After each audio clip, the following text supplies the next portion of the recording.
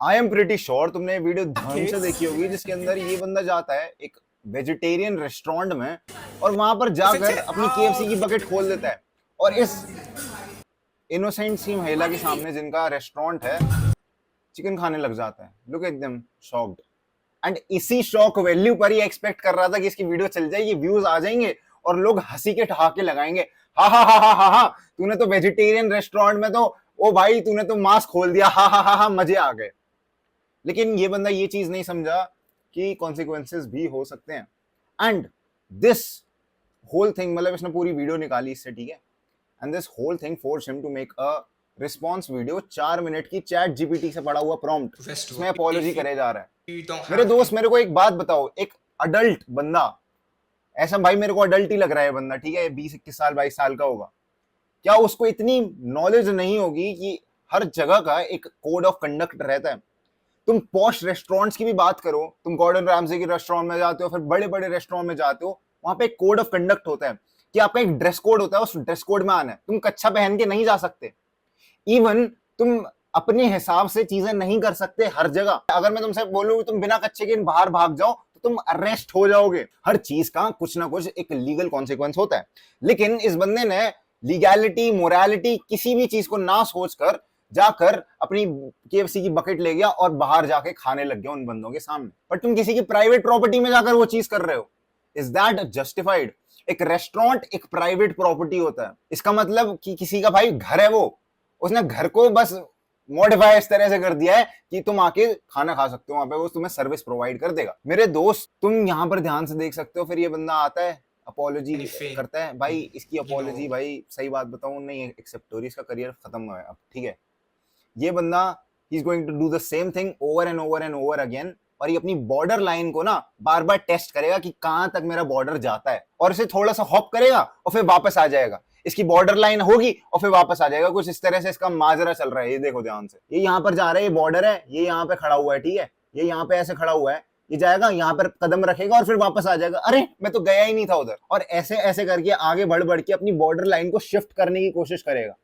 लेकिन हम लोग समझदार हैं, हम लोग जानते हैं कि भाई इसने जो चीज करी है वो गलत करी है, इसने जंप स्केयर करने की कोशिश करी है। अब कई बार पता है क्या होता है, लोगों के अंदर शॉर्डनफ्राइड करके एक कॉन्सेप्ट होता है। वो बेसिकली कॉन्सेप्ट कहता है, एक जर्मन नेम है, जो कि कहता है कि हम यूजुअली दूसरों के डाउनफॉल पे बहुत ज्यादा खुश होते। कई बार कंपटीशन में ऐसा हुआ है, या फिर कई बार तुम अपने दोस्त को देखते हो जब वो तुमसे कम नंबर लाता है तो तुम उसमें बड़े खुश होते हो तेरे तो कम नंबर आ गए, मेरे ज्यादा हैं। इवन दो वो बंदा रो रहा होगा, लेकिन कहीं ना कहीं तुम अंदर से खुश होगे।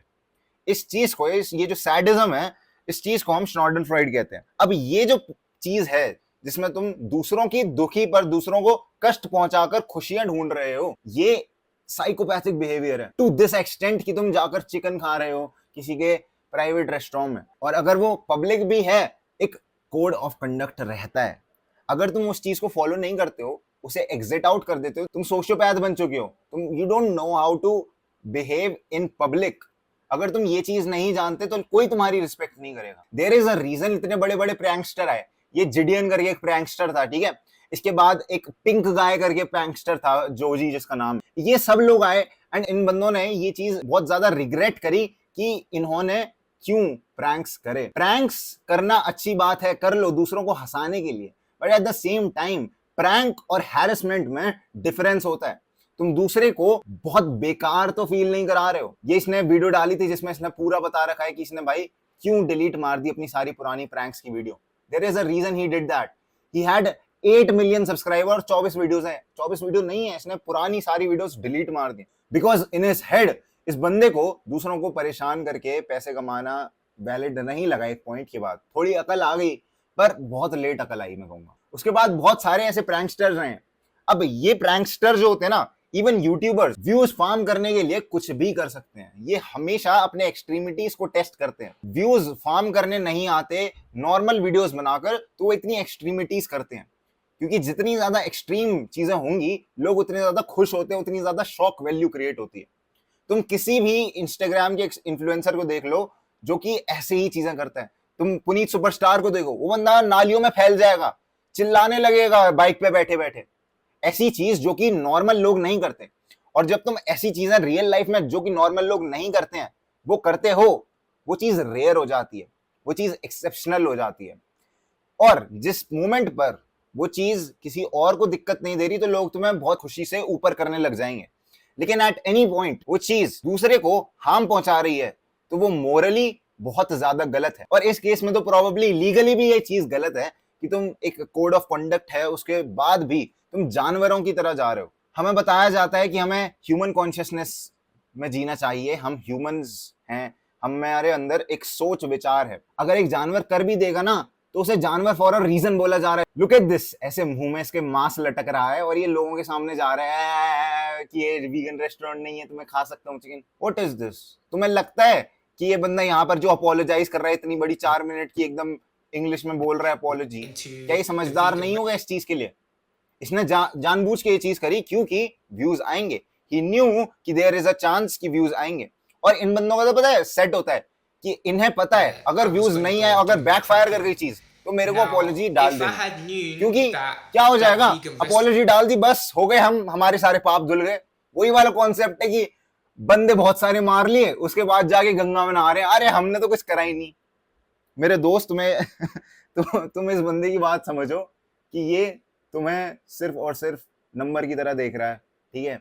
और जो भी लोग इसको देख रहे हैं, like I saw the comments, look at this, we shouldn't be accepting the apology, this is the thing.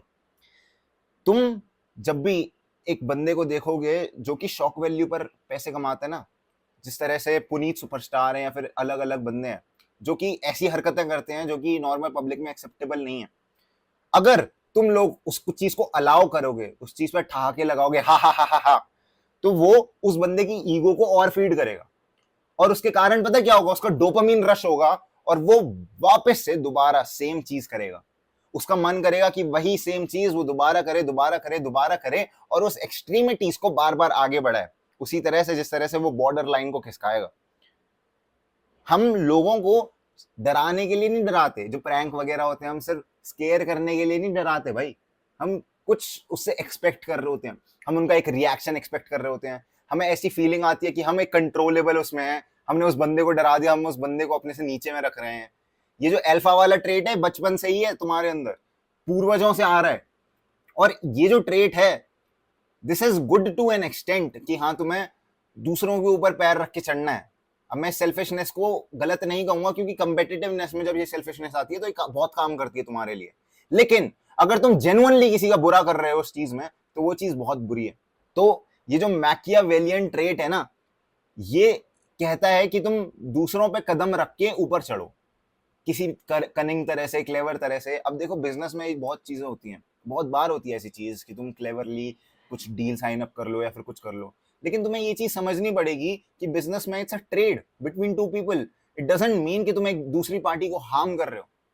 Prank तब तक ठीक है जब तक बंदे जिसके साथ प्रैंक हो रहा है उसको दिक्कत नहीं है, लेकिन यहाँ पर क्लियरली इस वीडियो के अंदर तुम देख सकते हो दिक्कत है। वो कह रहा है तुम चले जाओ यहाँ से, मत आओ यहाँ पर, और एकदम पीसफुली बोल रहे हैं, लेकिन ये बंदा उस बंदे के मुंह में घुसा जा रहा है चिकन लेकर, इसके मुंह से चिकन बह रहा है कि भाई ये जानवर ही हो।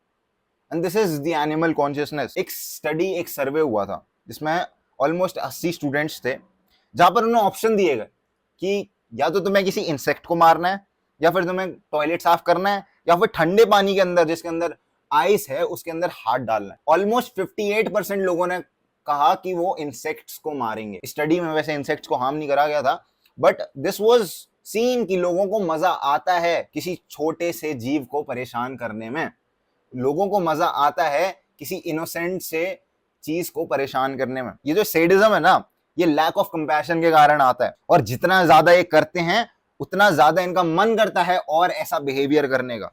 तो इस चीज को तुम्हें अलाउ ही नहीं करने देना है। इस बंदे पे लीगल कॉन्सिक्वेंस इसलिए होना चाहिए क्योंकि अगर ये अपॉलॉजी वीडियो सिर्फ डालकर 4 मिनट की निकल गया बाहर, तो भाई पता है क्या होगा, ये दोबारा भी ये सेम चीज कर सकता है। और ये सब सिर्फ और सिर्फ इसीलिए आ रहा है क्योंकि इन्हें व्यूज चाहिए। All they want is to be like, to be validated. इसीलिए एक छोटा बच्चा भी अटेंशन के लिए से रोने लगता है, जैसे कि मम्मी आके मेरे को गोद में उठाएं।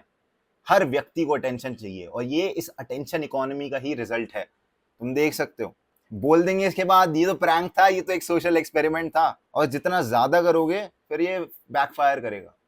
And this guy has ended his career, I am telling you, ठीक है? ये जो इमोशनल कोल्डनेस है, इतना ज्यादा खुश सा दिख रहा है ये, ठीक है, अपने करिश्मा को मिसडायरेक्ट कर रहा है, ठीक है, और ये छोटी सी गंदी सी सटल क्रूएलिटी दिखा रहा है ना, ये it is going to backfire. This was it for the video, बस यही बात करनी थी तुमसे।